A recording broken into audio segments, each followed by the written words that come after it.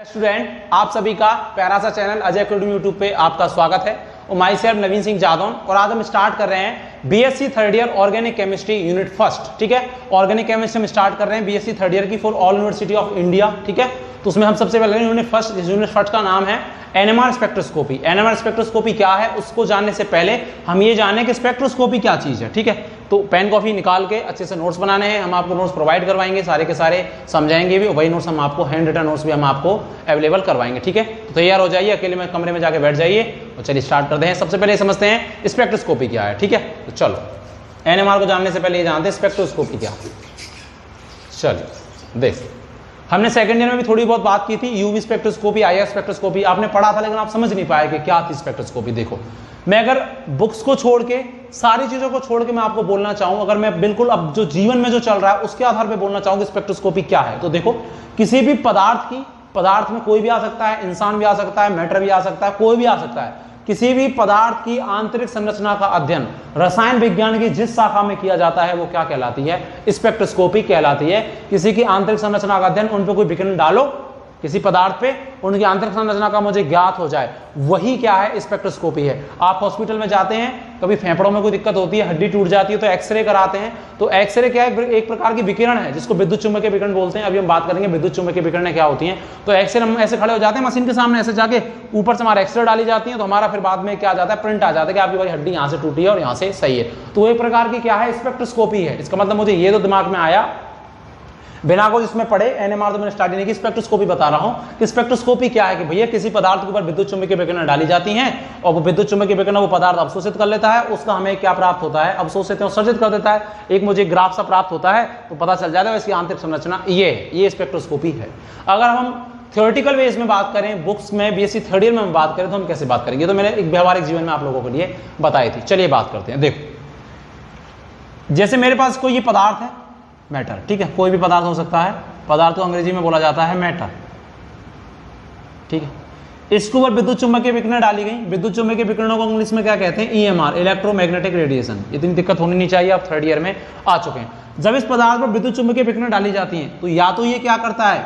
विद्युत चुम्बकीय विकिरणों का क्या कर लेता है? अवशोषण। ठीक है, विद्युत चुम्बकीय विकिरणों का क्या कर लेता है? अवशोषण कर लेता है, और कुछ का क्या कर देता है? उत्सर्जन कर देता है। ठीक है, कर देता है। तो ऊर्जा के इस अवशोषण और उत्सर्जन की वजह से हमें क्या प्राप्त होते हैं? स्पेक्ट्रा प्राप्त होते हैं। ठीक है, और स्पेक्ट्रा से किसी भी मॉलिक्यूल की आंतरिक संरचना का हमें क्या लग जाता है? आंतरिक संरचना का हमें क्या लग जाता है? ज्ञान लग जाता है। आंतरिक संरचना का हमें क्या लग जाता है? ज्ञान लग जाता है। ठीक, स्पेक्ट्रा को मैं बोलूं, अगर मैं व्यवहारिकता में बोलना चाहूं, तो जब आप एक्सरे करवाने जाते हैं तो एक्सरे की रिपोर्ट आती है, और रिपोर्ट में एक ऐसा आता है, काला काला सा पन्ना आता है, तो वो एक प्रकार का स्पेक्ट्रा है कि जब हमारे ऊपर विद्युत, क्योंकि एक्सरे जो होती है एक प्रकार की क्या है? विद्युत चुम्बकीय विकिरण है। ठीक है, जब वो पदार्थ पे हमारे ऊपर डाली गई, हम कोई इंसान है तो हमारे ऊपर वो डाली गई, तो हमारे शरीर ने उनको क्या किया? अवशोषित किया, और अवशोषित किया तो उसका हमको वो ऊर्जा का अवशोषण और उत्सर्जन में से हमें क्या प्राप्त हुआ? वो प्रिंट सा प्राप्त हुआ। उस प्रिंट से फिर ज्ञान लगाया गया कि भाई आपकी कहाँ तो हड्डी टूटी है और कहाँ जुड़ी हुई है, तो उसी को क्या बोलते हैं? स्पेक्ट्रा। और उससे हमको क्या हो गया? आंतरिक संरचना का क्या हो गया? ज्ञान हो गया। ठीक है, ये तो हमने एक सिंपल से में बात कर ली। ठीक है, तो ये मैं समझा कि विद्युत चुम्बकीय जो स्पेक्ट्रोस्कोपी होती है उसमें कुछ इस तरीके का कुछ फिनोमेना होता है। अभी स्पेक्ट्रा क्या है? कभी तो हमने पढ़ा था सेकंड में, अवशोषण स्पेक्ट्रा, उत्सर्जन स्पेक्ट्रा, तो ये क्या है? देखो, आप चाहो तो इसको बना लो। देखो स्पेक्ट्रा क्या है। स्पेक्ट्रा के लिए मैं क्या करता हूं, आपको बताता हूं कि कोई श्वेत प्रकाश है, श्वेत प्रकाश। ठीक है, मुझे पता है कि श्वेत प्रकाश में सारे कलर होते नहीं होते। धूप दिखती है तो बिल्कुल व्हाइट दिखती है, लेकिन जब बारिशों का मौसम होता है तो इंद्रधनुष चमकता है, और इंद्रधनुष में सारे कलर दिखाई देते हैं। तो इसका मतलब श्वेत प्रकाश ही तो था, फिर वो सारे कलर कहां से आ गए? तो इसका मतलब जो श्वेत प्रकाश होता है, जो व्हाइट लाइट होती है, वो सारे प्रकाशों को क्या हुए लिए हुए होती है अपने साथ में, उसमें सारे कलर होते हैं। तो जब श्वेत प्रकाश को किसी प्रिज्म में से गुजारा जाता है, जब प्रिज्म में से गुजारा जाता है, तो ये 7 रंगों में विक्षेपित हो जाती है। किसमें? विबग्योर में। विबग्योर, वॉयलेट, बैगनी, Indigo, blue, green, yellow, orange और क्या? रेड। तो जब इस श्वेत प्रकाश को मैंने इस पर डाला तो ये विभिन्न रंगों में क्या हो गया? विक्षेपित हो गया। इस विक्षेपित रंगों की श्रृंखला को क्या बोला जाता है? क्या बोला जाता है? स्पेक्ट्रा बोला जाता है। अब अगर ये ऊर्जा के अवशोषण की वजह से प्राप्त होता है तो अवशोषण स्पेक्ट्रा, और अगर उत्सर्जन की वजह से प्राप्त होता है तो उत्सर्जन स्पेक्ट्रा। इसी को हम क्या बोल रहे हैं कि जब श्वेत प्रकाश को किसी प्रिज्म पर डाला गया तो वो 7 रंगों में क्या हो गया, विक्षेपित हो गया। और रंगों की इस व्यवस्था को, ये जो एक तरीके का पूरा सीक्वेंस होता है, कैसे लाइन लाइन लाइन प्राप्त हो रही है, वही क्या कहलाता है, स्पेक्ट्रा कहलाता है। ठीक है, चलिए आगे बात करते हैं। स्पेक्ट्रा कहलाता है। स्पेक्ट्रा 2 प्रकार का होता है, एक तो उत्सर्जन और एक क्या होता है, अवशोषण। अब मैं आपको ये बताता हूं विद्युत चुम्बकीय विकिरणें क्या होती है। ठीक है, इनकी क्या प्रॉपर्टी होती है और कौन कौन सी ये होती है। चलिए आप इसको चाहें तो बना ले, बनाओ। देखो मिटाता हूं, है ना। अब मैं बताता हूं विद्युत चुम्बकीय विकिरणें क्या है। ठीक है, इसमें आपने ये समझा कि स्पेक्ट्रोस्कोपी क्या है, आप डेफिनेशन भी लिख सकते हैं, नोट्स में प्रोवाइड करवा देंगे। विद्युत चुम्बकीय विकिरण से क्या संबंध है स्पेक्ट्रोस्कोपी का, स्पेक्ट्रा क्या है, आप लोगों ने समझा। आपसे कोई व्यवहारिक जीवन में भी पूछना चाहे तो आप ये भी बता सकते हैं कि भाई स्पेक्ट्रा देखो मैं ऐसे समझ सकता हूँ, ये होता है ना। अब देखो विद्युत चुम्बकीय विकिरणें क्या है, इनको किस किस आधार पर इनको डिवाइड किया गया है। वही विद्युत चुम्बकीय विकिरणें ये होती हैं। इसको मिटा दूं, देख, चलिए बात करते हैं विद्युत चुम्बकीय विकिरणों। विद्युत चुम्बकीय विकिरणों की उत्पत्ति कहां से हुई, क्या है, सारी चीजों के बारे में हम लोग बात करते हैं। मैं थोड़ा सा इसको ऐसे कर लेता हूं। देखो, इसकी उत्पत्ति हुई प्रकाश से। प्रकाश को क्या पहले माना जाता था कि प्रकाश भी भाई एक क्या है, एक वेव है प्रकाश को। ठीक है, वेव माना जाता था क्योंकि उसमें व्यतिकरण विवर्तन जैसी क्या होती थी, घटना होती थी। ठीक है, तो ये माना जाता था। तो देखो विद्युत चुम्बकीय विकिरणों की उत्पत्ति क्या हुई। विद्युत चुम्बकीय विकिरणों को अगर हम देखें तो उनके नाम से पता चल रहा है, एक तो विद्युत और एक चुंबकीय क्षेत्र जिनमें जनरेट होता है, जिनमें जो इनसे प्रभावित होती हैं या इस क्षेत्र में जो चलती हैं, वही क्या कहलाती हैं, विद्युत चुम्बकीय विकिरण। ये क्या है, देखो कैसे। ये मेरे पास कोई प्रकाश स्रोत है, प्रकाश है कोई, ठीक है, प्रकाश कोई लाइट है, ठीक है। विद्युत चुम्बकीय ये प्रकाश क्या है, एक सीधी रेखा में गमन कर रहा है ऐसे, ठीक है, जिसको मैं क्या मान लेता हूं, जेड अक्ष, ठीक है, जेड अक्ष। इनके जो विद्युत क्षेत्र होते हैं और जो चुंबकीय क्षेत्र होते हैं, इनको मैं क्या बोल रहा हूं कि ये क्या है, विकिरणें हैं, ठीक है, विकिरण। तो विद्युत चुंबकीय विकिरणें वो होती हैं जो चुंबकीय क्षेत्र और विद्युत क्षेत्र को क्या होती हैं, लिए हुए होती हैं, ठीक है, वो क्या कहलाती हैं, विद्युत चुंबकीय विकिरणें कहलाती हैं। ये निर्वात में भी गमन करती हैं, हम लोग ने 11-12 में भी पढ़ते हैं भाई। इनके लिए किसी माध्यम की आवश्यकता नहीं होती, जहां कोई माध्यम नहीं है, कोई वायु नहीं, कुछ नहीं, वहां पे भी क्या कर जाती हैं, गमन कर जाती हैं। और ये चुंबकीय क्षेत्र विद्युत क्षेत्र को क्या हुए होती हैं, लिए हुए होती हैं, जो कि जहां ये प्रकाश गति करता है जिस दिशा में, उसके लंबवत होता है चुंबकीय क्षेत्र और विद्युत क्षेत्र। जैसे ये इधर जा रहा है जेड एक्सिस पे, तो जो विद्युत क्षेत्र होगा उसके क्या होगा, जस्ट लंबवत होगा, और चुंबकीय क्षेत्र भी क्या होगा, जस्ट क्या होगा, इसके लंबवत होगा। ये पता है कैसे है, देखो ये ऐसे, ये तो क्या है, ये तो क्या है, विद्युत क्षेत्र है, ठीक है। कौन सा क्षेत्र है, विद्युत क्षेत्र। और ये कौन सा क्षेत्र है, चुंबकीय क्षेत्र, ठीक है। इसका मतलब जो विद्युत चुंबकीय विकिरण है या प्रकाश इस दिशा में गति करता है, विद्युत क्षेत्र और चुंबकीय क्षेत्र उसके क्या होते हैं, जस्ट परपेंडिकुलर होते हैं, जस्ट क्या होते हैं, लंबवत होते हैं। इसका मतलब अगर जैसे प्रकाश यूं जा रहा है यूं, तो जो विद्युत क्षेत्र होगा वो कैसे होगा, बिल्कुल उसके कैसा होगा, लंबवत, और चुंबकीय क्षेत्र भी कैसा होगा, लंबवत। तो अगर प्रकाश ऐसे जा रहा है तो विद्युत क्षेत्र तो ऐसे होगा और चुंबकीय क्षेत्र कैसा होगा, आपकी साइड होगा, ठीक है, लंबवत होते हैं तीनों के तीनों। ये बात हुई। विद्युत चुंबकीय विकिरणों को विभिन्न भागों में बांटा गया है। देखो किन किन भागों में बांटा गया है और किस आधार पर बांटा गया है। तो विद्युत चुंबकीय विकिरणें जो होती हैं वो चाहे कोई भी विद्युत चुंबकीय विकिरण हो, वो प्रकाश के एक ही वेग से, प्रकाश के एक ही वेग से क्या करती हैं, गति करती हैं, ठीक है। और हमने पढ़ा था प्रकाश का वेग क्या होता है, 3 × 10⁹ क्या मीटर प्रति सेकंड, ऐसा हमने कुछ पढ़ा था।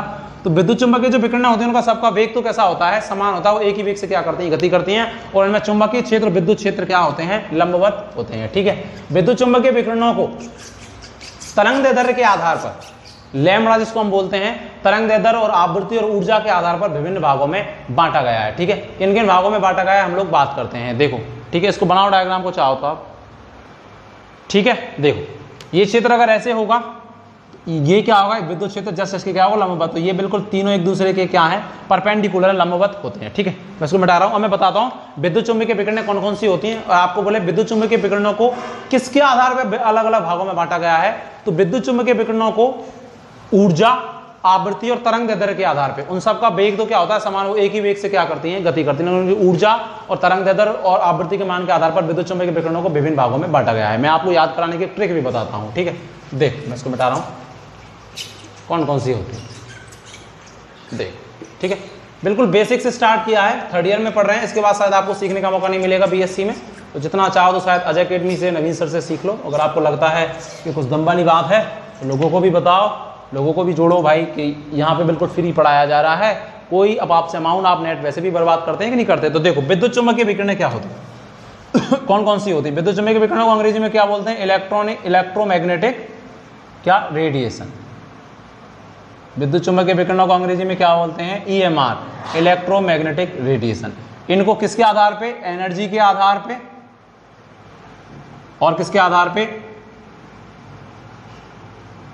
आवृत्ति के आधार पे और तरंग दैर्ध्य लैम्बडा के आधार पे विभिन्न भागों में क्या किया गया है? बांटा गया है। इस कौन कौन सी होती हैं इस पे बात करें। इसकी मैं आपको ट्रिक बताता हूं, ठीक है। देखो कौन कौन सी, शायद आपने सेकंड ईयर में भी पढ़ा होगा। राम इस बनवासी युग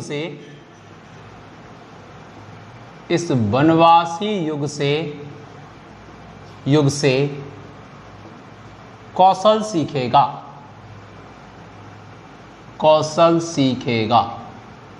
राम इस बनवासी युग से कौशल सीखेगा। ये विद्युत चुम्बकीय विकिरणों को याद करने का तरीका है।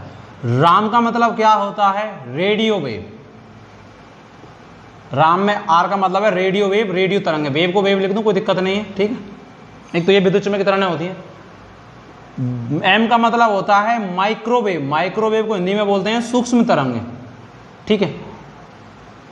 इसका मतलब होता है IR। IR का मतलब होता है इंफ्रारेड या कौन सी तरंगें? अवरक्त, जिनके आधार पर हमने सेकेंड ईयर में पढ़ी थी अवरक्त स्पेक्ट्रोस्कोपी, ठीक है। बनवासी में मतलब है, बनवासी का मतलब है विजिबल। कौसी बिंदु चुम्बकीय विकिरण विजिबल, जिनको हिंदी में क्या बोलते हैं? दृश्य तरंग, जिसके आधार पर हम सारी चीजें आपको दिखाई दे रही हैं। मैं, ये मेरी टी शर्ट काली, मैं ऐसा अजीब सा, ये पेन रेड, ये सारा दिखाई दे रहा है। ये किस क्षेत्र में दिखाई देता है? दृश्य क्षेत्र में दिखाई देता है, ठीक है। युग का मतलब है यहाँ पर यूवी रेज। यूवी रेज को बोलते हैं हिंदी में परावैगनी, ठीक है। परावैगनी, ठीक है। एक्स का मतलब है यहाँ एक्सरे, एक्स किरण, ठीक है। एस का मतलब है, और को का मतलब क्या है? कॉस्मिक रेज, ठीक है। कॉस्मिक, जिनको अंतरिक्ष किरणें भी बोला जाता है। अंतरिक्ष विकिरणें भी इनको क्या किया जाता है? बोला जाता है, ठीक है। इनके साथ ही आती हैं गामा किरण, ठीक है। एक कौन सी आती हैं? गामा किरणें भी आती हैं, ठीक है। ये जो मैंने ऑर्डर लिखा है, ये वाला, ये जो मैंने ट्रिक लिखी है, ट्रिक ये क्या है? अगर इसका मैं ऑर्डर देखूं यहां से, मैं भी अलग से और बना दूंगा एक बार। ये तो मैंने बताया कि ये इन विद्युत चुम्बकीय विकिरणों को, इलेक्ट्रोमैग्नेटिक रेडिएशन को याद करने का तरीका है कि कौन कौन सी वो होती हैं। राम इस बनवासी युग से कौशल सीखेगा। रा का मतलब रेडियो वेव, एम का मतलब माइक्रोवेव सूक्ष्म तरंगे, इसका मतलब IR इंफ्रारेड या अवरक्त तरंगे। बनवासी का मतलब विजिबल दृश्य तरंगे। युग का मतलब UV अल्ट्रावायलेट तरंगे या परावैगनी तरंगे। से का मतलब एक्सरे, एक्स किरणें। कौशल का मतलब कॉस्मिक, और इसके साथ ही कौन आती हैं? Gamma rays. ये जो मैंने ट्रिक लिखी थी, पता है इसका ऑर्डर क्या था? ये लिखी थी मैंने एनर्जी के बढ़ते क्रम में, एनर्जी के इंक्रीजिंग ऑर्डर में, ठीक है। इंक्रीजिंग ऑर्डर, ठीक है। अगर एनर्जी का बढ़ता क्रम होगा तो आवृत्ति का भी क्या होगा? आवृत्ति का भी क्या होगा? आवृत्ति को से शो करते हैं न्यू से, तो उसका भी क्या होगा? बढ़ता क्रम। और अगर एनर्जी और आवृत्ति का बढ़ता क्रम होगा तो लैम्बडा जो होती है, लैम्बडा का मतलब क्या? तरंग दैर्ध्य, उसका क्या होगा? ये कैसा क्रम होगा? घटता क्रम होगा। क्योंकि मुझे पता है कि एनर्जी और आवृत्ति और तरंग दैर्ध्य कैसे संबंधित है। डी ब्रोगली समीकरण मैंने पढ़ा था, क्योंकि मुझे पता था कि प्लांक की समीकरण क्या कहते हैं? E बराबर hν। तो इसका मतलब एनर्जी और आवृत्ति एक दूसरे के क्या होती हैं? समानुपाती। तो जहाँ एनर्जी ज्यादा होगी वहाँ आवृत्ति क्या होगी? ज्यादा होगी। लेकिन मुझे पता है कि E बराबर hc/λ, ν बराबर c/λ। तो E इज व्युत्क्रमानुपाती 1 क्या? लैम्बडा। तो जो लैम्बडा होता है वो एनर्जी के क्या होता है? व्युत्क्रमानुपाती, और जो आवृत्ति होती है वो एनर्जी की क्या होती है? समानुपाती। इसका मतलब जहां पे एनर्जी ज्यादा होगी वहां पर आवृत्ति भी ज्यादा होगी, लेकिन जहां एनर्जी ज्यादा होगी वहां तरंग दैर्ध्य क्या होगी? कम। तो जो मैंने ये ऑर्डर लिखा है, जो ट्रिक लिखी है, इसका मतलब सबसे ज्यादा तरंग दैर्ध्य किसकी होगी? रेडियो वेव तरंग होगी, क्योंकि तरंग एनर्जी का बढ़ता ऑर्डर है और आवृत्ति का बढ़ता ऑर्डर है। तो इसका मतलब तरंग दैर्ध्य का क्या है? घटता ऑर्डर। तो घटने वाला सबसे ज्यादा तरंग दैर्ध्य किसकी होगी? रेडियो तरंग होगी, जो सबसे पहले इस तरफ आ रही। मैं अभी और ऑर्डर लिख दूंगा एक साथ। और सबसे कम एनर्जी भी किसकी होगी? रेडियो तरंग होगी। और सबसे कम आवृत्ति भी किसकी होगी? रेडियो तरंग होगी। जिनकी तरंग दैर्ध्य ज्यादा, उनकी एनर्जी और आवृत्ति क्या कम। इन रिलेशन आप लोग लिख सकते हैं, ठीक है। और उधर सबसे ज्यादा किसकी होगी? कॉस्मिक की, ठीक है। इसको लिख लो। फिर हम बात करते हैं।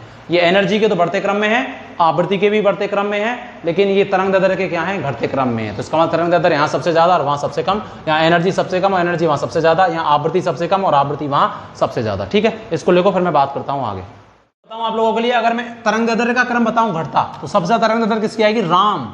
राम का मतलब कौन सी तरंग है, रेडियो तरंग है, रेडियो वेव। राम, माँ का मतलब माइक्रोवेव, सूक्ष्म तरंग है, हिंदी में भी लिख सकते हैं, हिंदी में ही पढ़ा रहा हूं मैं एक्चुअल में सारा। वेव का मतलब होता है तरंग, माइक्रोवेव। राम, इसका मतलब कौन सी, IR। इस, वनवासी, वनवासी का मतलब क्या, विजिबल। युग, युग का मतलब क्या, अल्ट्रावायलेट, पराबैंगनी युग। से का मतलब क्या, एक्सरे। ठीक है, और क्या, कौशल सीखेगा। कौशल का इसमें होता है कॉस्मिक रेज। कॉस्मिक रेज आजकल क्या विद्युत चुम्बकीय विकिरणों में कॉस्मिक को कंसीडर नहीं करते हैं, हम लोग बुक्सों में दे रखते हैं, लेकिन एक्चुअल में उसको कंसीडर नहीं करते हैं। एक्चुअल में कौन सी रेज होती है, गामा रेज होती है। तो एक्सेस के बाद आप यहाँ तो लिख सकते हैं क्या, कॉस्मिक। जब आप नेट वगैरह आप सर्च करेंगे तो आपको कॉस्मिक नहीं मिलेगी, क्या मिलेगी, एक्चुअल में क्या मिलेंगी यहाँ पर, गामा रेज मिलेगी। ठीक है, गामा रेज। ठीक है, क्योंकि कॉस्मिक को आजकल विद्युत चुम्बकीय विकिरण नहीं माना जाता, गामा रेज। इसका मतलब अगर आपसे कॉस्मिक ऑप्शन में नहीं हो और आपसे पूछा जाए कभी आप प्रतियोगी परीक्षा की तैयारी कर रहे हो कि सबसे कम तरंग दैर्ध्य किसकी होगी, तो वो क्या होगी, फिर गामा रेज होगी। ठीक है, वो सबसे ज्यादा किसकी होगी, तरंग दैर्ध्य, रेडियो वेव की। तो अगर एनर्जी का और इसका ऑर्डर देखेंगे, आवृत्ति का, तो ऑर्डर क्या हो जाएगा, जस्ट उल्टा। कैसा हो जाएगा, जस्ट उल्टा। इसका मतलब मैं बोलूं कि मैक्सिमम तरंग दैर्ध्य वेवलेंथ किसकी होती है, तो आप बोलेंगे साहब रेडियो वेव की, रेडियो वेव की। मैं बोलूंगा मैक्सिमम या अधिकतम, अधिकतम एनर्जी, ऊर्जा या फ्रीक्वेंसी, मतलब आवृत्ति किसकी ज्यादा होगी, गामा रेज की। अगर ऑप्शन में कॉस्मिक नहीं है, एक्चुअल में गामा आता है, कॉस्मिक को आजकल विद्युत चुम्बकीय विकिरण में कंसीडर नहीं करते हैं, तो क्या होगा, गामा रेज। ठीक है, इसकी अगर लैम्बडा मैक्सिमम होगी तो इसकी एनर्जी कैसी होगी, रेडियो वेव की एनर्जी कैसी होगी, मिनिमम होगी, कैसी होगी, निम्नतम। और इसकी तरंग दैर्ध्य कैसी होगी, गामा रेज की। कॉस्मिक या गामा, कॉस्मिक को कंसीडर नहीं करते हैं, गामा है, तो गामा की जो तरंग दैर्ध्य है वो कैसी होगी, मिनिमम। तो समझ ही गए होंगे आप लोग कि जब इधर से इधर जा रहे हैं तो तरंग दैर्ध्य तो घट रही है और एनर्जी और जो आवृत्ति वो क्या हो रहे हैं, बढ़ रहे हैं। तो सबसे ज्यादा तरंग दैर्ध्य इसकी, तो सबसे कम एनर्जी इसकी। अगर तरंग दैर्ध्य ज्यादा है, मुझे पता है कि ई इनवर्सली 1/लैम्बडा और ई समानुपाती क्या, न्यू, और ये इनवर्सली 1/लैम्बडा। तो जिसकी लैम्बडा ज्यादा, जिसकी तरंग दैर्ध्य ज्यादा, उसकी एनर्जी कैसी, कम। तो सबसे कम ऑप्शन में कभी अगर क्वेश्चन लेवल स्टैंड वगैरह के एग्जाम होते हैं, सेकंड ग्रेड वगैरह के, तो वहां पे पूछ लिया जाता है। ठीक है, तो राम इस वनवासी युग से कौशल सीखेगा। कौशल की जगह आजकल कौशल नहीं देता, वो क्या है, गामा रेज होती है, तो गामा आएगा। ठीक है, तो गामा की सबसे कम होती है तरंग दैर्ध्य, तो एनर्जी सबसे ज्यादा और फ्रीक्वेंसी भी क्या, सबसे ज्यादा। जबकि इनका बेग सबका कैसा होता है, समान, क्योंकि सब विद्युत चुम्बकीय विकिरण है तो एक ही बेग से जाएंगे। तो कभी अगर क्वेश्चन आ जाए कि किसमें परिवर्तन नहीं होता, बेग में, आवृत्ति में, ऊर्जा में, तरंग दैर्ध्य में, तो क्या आंसर जाएगा, बेग जाएगा। ठीक है, जब आप प्रतियोगी परीक्षा का एग्जाम देंगे। आप इसको लिखो, फिर मैं आगे बात करता हूं। लिखो इसको। देखो अब मैं बात करता हूं एनएमआर स्पेक्ट्रोस्कोपी की। ठीक है, ये तो मेरी एक बेसिक जानकारी थी। एनएमआर स्पेक्ट्रोस्कोपी क्या है, हम इस पे बात करते हैं। देखो, चलिए, we will start the NMR spectroscopy. देखो, ये कोई पदार्थ है, ठीक है, पदार्थ। हमने सेकंड ईयर में बात की थी कि जब पदार्थ पर यूवी या विजिबल रेज डाली जाती हैं तो उसमें इलेक्ट्रॉनिक संक्रमण होते हैं। सेकंड ईयर में हम लोगों ने पढ़ा था इलेक्ट्रॉनिक संक्रमण, sigma to sigma star, pi to pi star, आपने सेकंड ईयर में पढ़ा होगा। ठीक है, तो उस स्पेक्ट्रोस्कोपी को हमने क्या बोल दिया था, यूवी एंड विजिबल स्पेक्ट्रोस्कोपी। तो जिस प्रकार की विद्युत चुम्बकीय विकिरणें किसी पदार्थ पर डाली जाती हैं, उस प्रकार की स्पेक्ट्रोस्कोपी का क्या हो जाता है, नाम हो जाता है। तो एनएमआर स्पेक्ट्रोस्कोपी में क्या किया जाता है, किसी पदार्थ के ऊपर कौन सी तरंगें डाली जाती हैं, रेडियो विद्युत चुम्बकीय तरंगें डाली जाती हैं, रेडियो वेव। ठीक है, रेडियो तरंगें डाली जाती हैं, रेडियो तरंग। रेडियो तरंग उस पदार्थ पर डाली जाती है, कोई सैंपल है, पदार्थ या सैंपल बोल सकता हूं मैं। ठीक, तो देखो इसमें क्या होता है, जैसे मैं बोलूं कि जब मैंने पदार्थ पर, जैसे मैं जानता हूं कि इलेक्ट्रॉन जो होता है वो नाभिक के चारों ओर क्या लगाता है, चक्कर लगाता है, चक्कर, नाभिक के चारों चक्कर लगाता है, नहीं लगाता, और अपनी एक्सिस पे भी चक्कर लगाता है। इसी प्रकार नाभिक भी अपने एक्सिस पे क्या रहता है, घूमता रहता है, ऐसे ऐसे ऐसे ऐसे ऐसे ऐसे ऐसे ऐसे घूमता रहता है। ठीक है, नाभिक में कौन होते हैं, प्रोटॉन होते हैं, और नाभिक में कौन होता है, न्यूट्रॉन होते हैं। प्रोटॉन पे धनात्मक आवेश और इस पे क्या, उदासीन होता है न्यूट्रॉन। तो देखो, जब किसी पदार्थ के नाभिक पर, नाभिक बोलूंगा क्योंकि मैं पढ़ क्या रहा हूं, NMR, N का मतलब होता है न्यूक्लियस, मतलब नाभिक, और M का मतलब होता है मैग्नेटिक, इसको हिंदी में अगर हम बोले तो नाभिकीय चुंबकीय अनुनाद स्पेक्ट्रोस्कोपी, न्यूक्लियर या nucleus magnetic resonance spectroscopy. M का मतलब होता है मैग्नेटिक और आर का मतलब होता है रेजोनेंस। यहाँ पे रेजोनेंस से तात्पर्य वो वाला रेजोनेंस नहीं है जो अपन कार्बनिक रसायन में पढ़ते हैं, ठीक है, मीजोमेरिक प्रभाव, वो वाला नहीं। रेजोनेंस का मतलब होता है यहाँ पर संक्रमण से मतलब है, ठीक है, किससे मतलब है, संक्रमण से।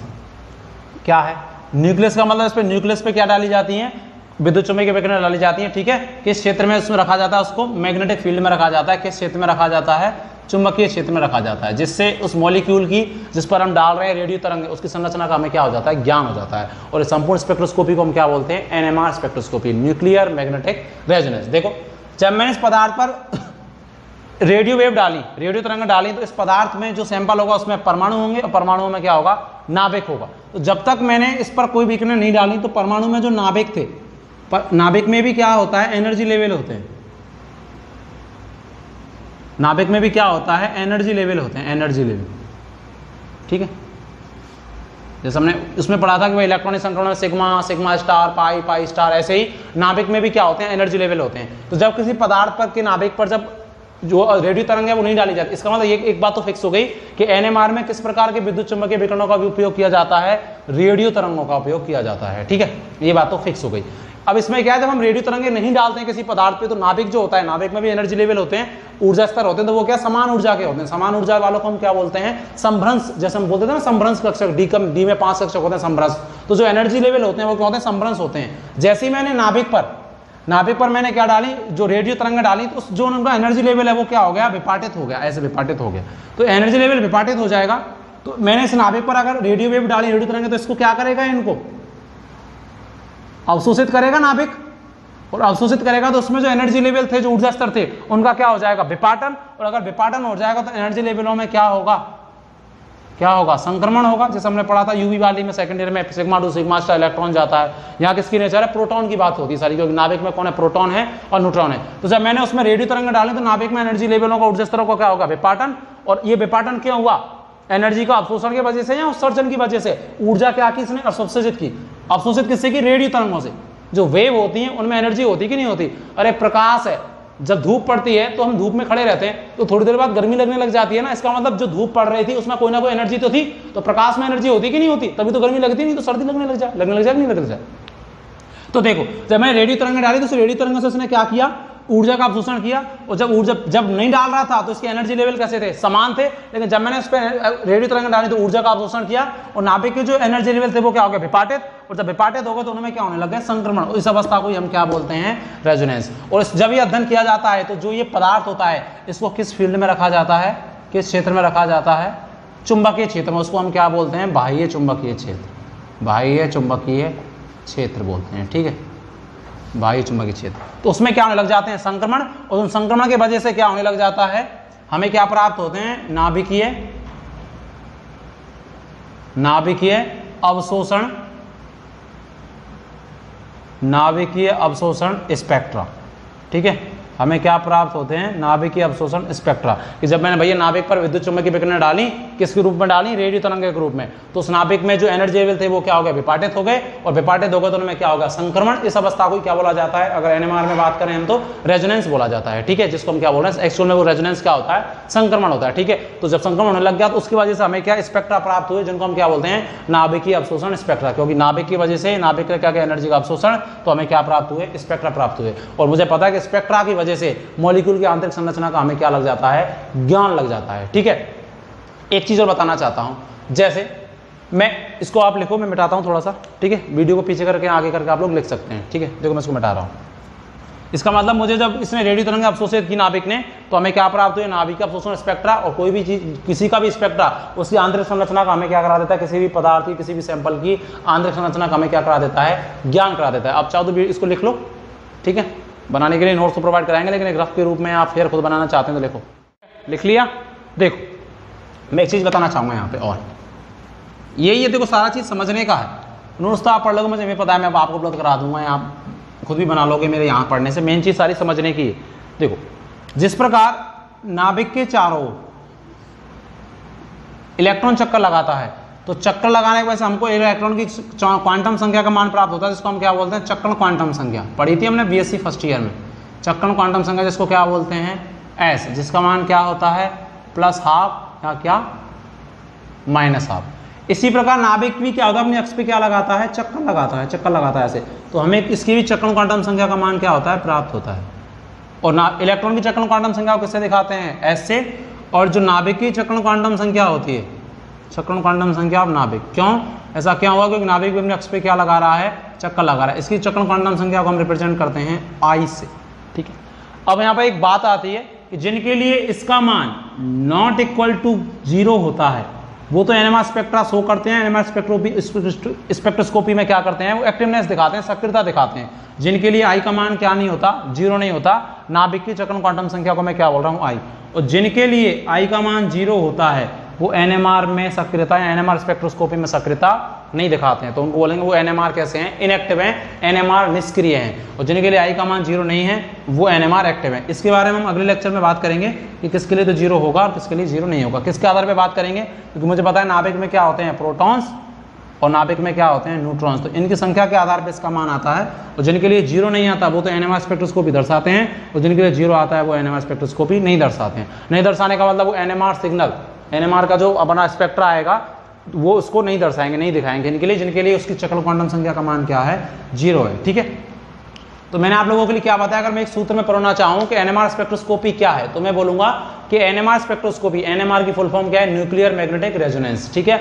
नाभिकीय चुंबकीय रेजोनेंस स्पेक्ट्रोस्कोपी, ठीक है। रेजोनेंस को बोलते हैं अनुनाद। रेजोनेंस का मतलब यहाँ पर क्या है, संक्रमण होते हैं उसमें। क्या होता है, अर्थात हम बोलेंगे कि डेफिनेशन क्या बोलेंगे कि जब किसी पदार्थ पर ना एनएमआर स्पेक्ट्रोस्कोपी में जब किसी पदार्थ पर रेडियो तरंगें डाली जाती हैं तो नाभिक के ऊर्जा स्तरों का क्या हो जाता है, विपाटन, और उनमें क्या होता है, संक्रमण होते हैं। और संक्रमण की वजह से ऊर्जा का अवशोषण किया तो उस वजह से हमें क्या प्राप्त होते हैं, नाभिकीय अवशोषण स्पेक्ट्रा प्राप्त होते हैं। और स्पेक्ट्रा का मतलब कोई ना कोई स्ट्रक्चर प्राप्त होती है, कोई ना कोई उनका आंतरिक संरचना का प्राप्त होती है। तो उससे मॉलिक्यूल की आंतरिक संरचना का हमें क्या लग जाता है, पता लग जाता है। ये क्या है, एनएमआर स्पेक्ट्रोस्कोपी है। तो अगर प्रतियोगी परीक्षाओं के हिसाब से बात करें तो 2-3 क्वेश्चन बनते हैं कि एनएमआर स्पेक्ट्रोस्कोपी में किसका अध्ययन किया जाता है, नाभिक में अध्ययन किया जाता है। किसी भी कोई जैसे सैंपल होगा, कोई पदार्थ होगा, उसमें परमाणु होंगे, परमाणु में क्या होगा, नाभिक होगा। तो नाभिक पर कौन सी रेज डाली जाती है भैया, तो आप बोलेंगे कि नाभिक पर कौन सी रेज डाली जाती हैं, रेडियो तरंगें डाली जाती हैं, ठीक है, एनएमआर स्पेक्ट्रोस्कोपी में। जिसकी वजह से नाभिक में क्या होते हैं, संक्रमण होते हैं, नाभिक में ऊर्जा स्तरों का विपाटन हो जाता है, जिससे हमें क्या प्राप्त होते हैं, नाभिकीय अवशोषण स्पेक्ट्रा प्राप्त होते हैं। स्पेक्ट्रा क्या होते हैं हम लोग जानते हैं। तो स्पेक्ट्रा की वजह से उसकी आंतरिक संरचना का हमें क्या लग जाता है, किसी भी अणु की आंतरिक संरचना का पता लग जाता है, ठीक है। एनएमआर में हमने ये बात कर ली है। आप चाहे तो इसको बनाए एक बार और समझने के हिसाब से आप बना सकते हैं, ऐसी कोई जरूरत है नहीं, वो तो सारे हम नोट्स आपको प्रोवाइड करा देंगे। जिनके लिए नाभिक की चक्रण क्वांटम संख्या का मान 0 नहीं होता वो तो एनएमआर स्पेक्ट्रोस्कोपी में सक्रियता दिखाते हैं, अर्थात एनएमआर एक्टिव होते हैं। अगर हम बोलें जैसे आपको कभी आप प्रतियोगी परीक्षा की तैयारी करेंगे तो वहाँ आपसे पूछेगा, 4 ऑप्शन देगा कि भाई कौन तो एनएमआर सक्रिय है और कौन एनएमआर नहीं है। तो जिनके लिए आई का मान 0 नहीं होगा वो तो एनएमआर सक्रिय होंगे, और जिनके लिए आई का मान 0 होगा वो एनएमआर निष्क्रिय, एनएमआर इनएक्टिव होंगे। इनका जो डिसीजन है वो किसके आधार पर किया जाता है, न्यूट्रॉन और प्रोटॉन के आधार पर, क्योंकि नाभिक में कौन पाए जाते हैं, न्यूट्रॉन और प्रोटॉन। अगले लेक्चर में हम बात करेंगे कि कैसे आई के मान को डिसाइड करते हैं एनएमआर स्पेक्ट्रोस्कोपी में। आप अब तक ये समझे कि एनएमआर स्पेक्ट्रोस्कोपी क्या है, स्पेक्ट्रोस्कोपी क्या है, विद्युत चुम्बकीय विकिरणें क्या होती हैं, इनके बारे में हम लोगों ने अच्छे से बात कर ली है, ठीक है। इस लेक्चर को अच्छे से देखें पूरा, तब अगले लेक्चर पे जाएंगे तो बहुत बेहतर रहेगा, ठीक है। अच्छा लगे तो लाइक करें, सब्सक्राइब करें, शेयर करें। बाय बाय, ठीक, मिलते हैं अगले लेक्चर में।